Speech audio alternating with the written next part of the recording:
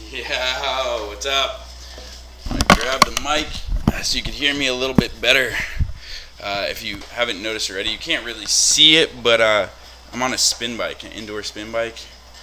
I think most spin bikes are indoors, but yeah. I today some people are like, "How do you read so many books?" I make it a priority. I also been trying to squeeze in. I got an indoor spin bike, so I could go read a book, exercise. Today's workout so far has been 3 hours and 30 minutes, and I'm using my Bluetooth Polar heart rate monitor. And just if you're curious, the first about hour and a half, there was a 20-minute warm up, then about a hour of high intensity interval training with 5 minutes of on with not the highest intensity, but just trying to get my heart rate up to about 190. Hold it for quite a few minutes. 1 minute of rest. Do that for about an hour, and then intervals about 30 minutes at around 160 heart beats per minute. Just if you're curious, do about 2 intervals of 30 minutes of that with about 2-3 minutes of rest. And now I'm just kind of doing around 130 heartbeats per minute, and trying to sustain that for about the next, trying to do about a 4-hour workout, so the rest of the time. Anyway, this is about The Obstacle is the Way by Ryan Holiday. Amazing book. There's too much stuff to actually say than I'll get done.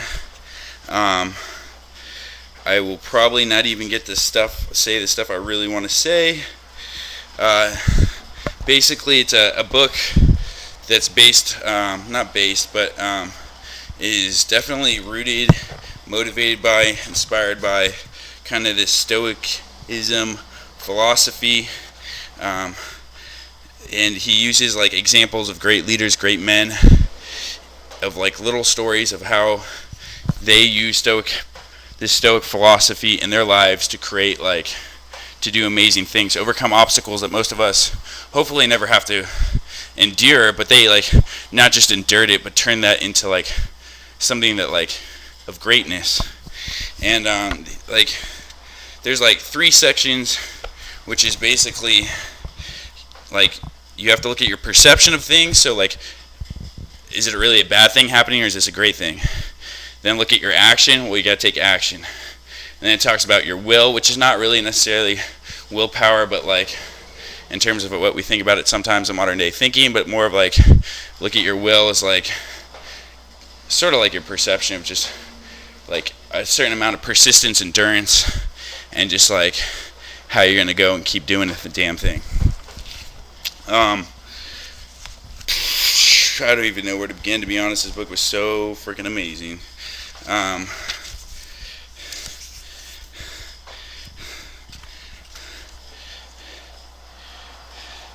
So there was a part that I just really loved, that there's so many parts I loved about this, but there was one that was super amazing, which was basically, this is social transformations here. We're about not just self-transformation, but this is lifelong life transformation, and forever and ever and ever. And there's a part about this book that talks about Odysseus, talks about who else? A couple other people. Of course, Odysseus is a fictional character, but it talks about this guy went to war for 10 years. Then he went to travel his homeland for another 10 years. And it's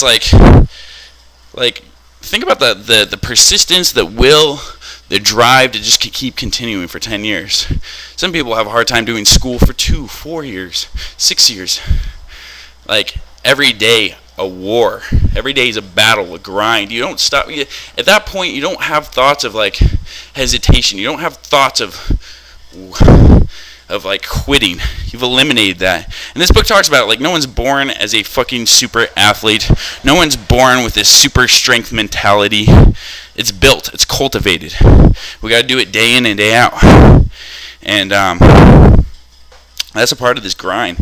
It's a part of this thing. And coming back to, like, say if you're new to, you suck at socializing with people, you suck at hitting on women, you suck at this entire thing, you're going to get rejected a lot. But there's a certain amount of perseverance. And, like, going back to the 10-year war is, like, you're going to do this no matter what comes up, no matter what obstacles, like, shit's going to come up. If you're doing something for 10 years, like, think about that, a war for 10 years, you're going to lose people, things happen, it's not going to look, there's going to be times where it looks all bad, but, like, a guy that fights a war for 10 years, he probably doesn't look at things as all bad. He's just like, I'm going to go to any lengths to make this happen. And that's, like, something I really love, any lengths. I'm going to do it no matter what. I'm going to do it. I'm going to find a way. And, like, that's my mission in life. Most of us don't, like, go after things like that. Most of us, I don't know, maybe it's modern times. Maybe we got the easy way. Maybe we just got too many fucking comforts. But,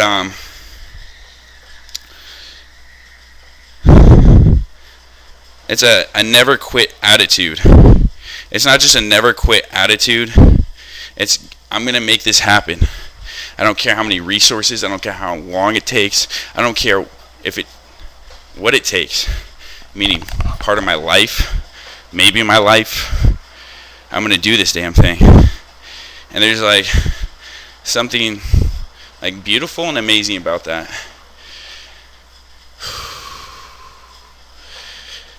I don't know. I guess my question for you is, we're all going to die. Something to acknowledge. But it's not like, what's your 10-year war? You know what I mean? Like, what's something you're willing to go to any lengths for the next 10 years? No matter what comes up. Maybe you get to watch people die as you go down it. Your best friend dies. Maybe, like, it's a fucking war. You lose an arm. You lose all the things that you used to love. Sounds extreme, but, like, it's a good meditation to think about. What are you willing to sacrifice?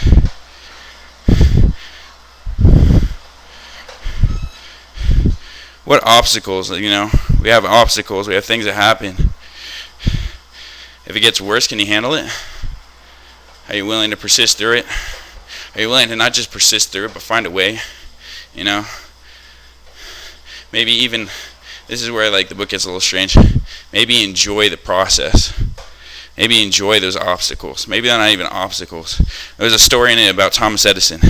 His entire lab that he spent his entire life building up went up into flames. It was made out of bricks. It was, like, supposed to be promised at the time it was going to get. It was, like, fireproof. Created the biggest giant fire. It was lab, so all types of flames are coming out. 6 to 7 stories high, it was reported. He was told, he rushed over. He was watching his entire empire burn down to the ground. And he told his little son to go get his wife. And he's like, go get him. They might miss the most magnificent fire they'll ever see in their life.